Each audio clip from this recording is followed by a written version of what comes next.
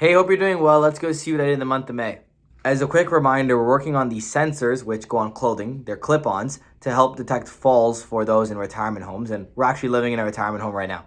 The first thing that happened in May is we added a second layer of verification to our fall detection system. So right now, what was happening before was the sensor would detect a fall, and when it detects a fall using angle and acceleration data, it would then just make a call to the nurse's handheld phone. What we've now added is when it detects a fall, if the person is inside their room, it uses this voice-based assistant that essentially asks them, hey, did you fall? If they respond or if they don't respond, and based on that response, we then call the nurse.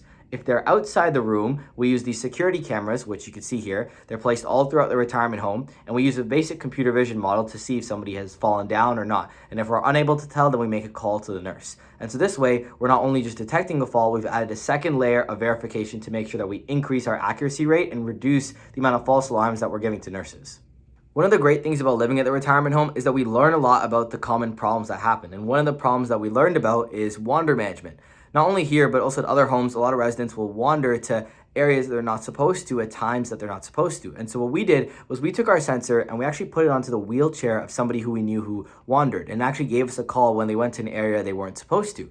And we then pitched this to the director of care as well as the director here, and they loved it. And so now we know this is an extra part of our system that we can add on top of the fall detection is the wander management piece. The last thing that happened in May is we did an analysis of the falls that have happened from January all the way till the end of April at this retirement home. And what we started to realize was that right now, the retirement home is not given the right data so that they can go and make their own personalized and effective interventions.